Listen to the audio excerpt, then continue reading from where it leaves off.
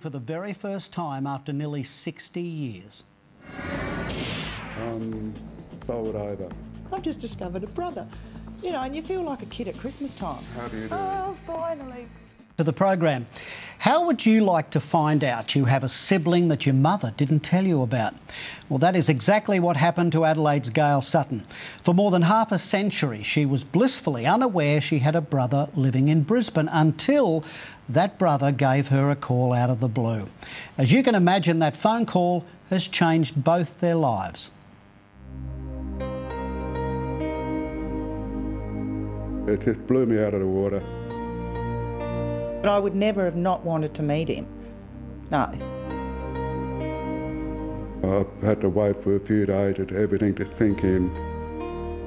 This is the story of a brother and sister who have discovered each other after almost 60 years. Closed one door and it opened up the other one. You know, he just could have knocked me over.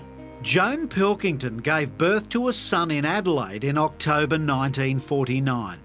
But little Roger, who was partially deaf, was quickly put up for adoption at a time when pregnancy out of wedlock was a scandal of monumental proportions. I guess that she had to do what she had to do in those days. So for the Pilkington family of Walkerville, Roger never existed. And Joan never spoke of him again.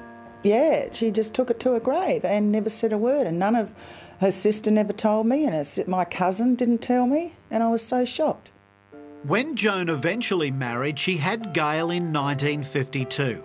So you can imagine her surprise when the brother she knew nothing about was on the other end of the phone 58 years later.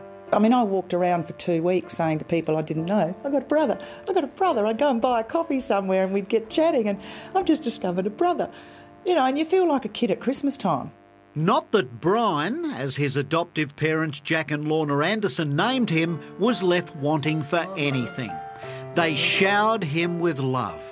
What they have done for my brother, Trevor, and he was also adopted, and myself, we couldn't ask for anything more for the love, the shoes, the care, education, clothing. We were one of them.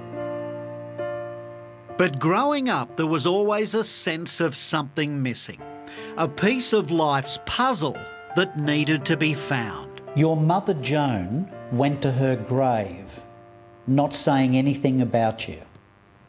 How do you feel about that? Sad, but life moves on. All these things happen without my knowing.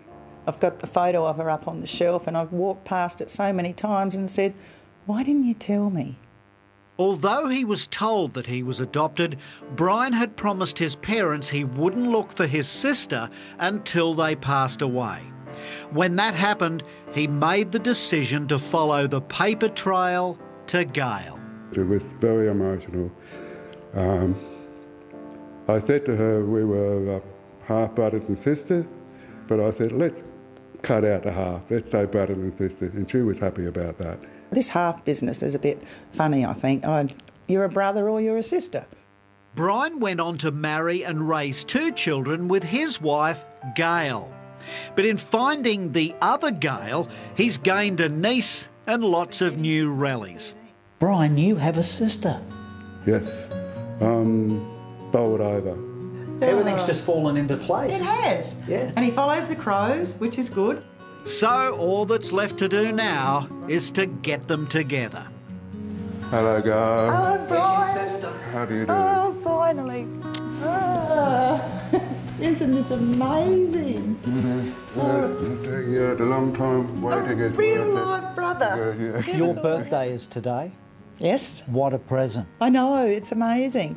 Never thought I'd ever find another family member at this age. Whatever time we have left, that's precious and valuable time that we can make up for lost time.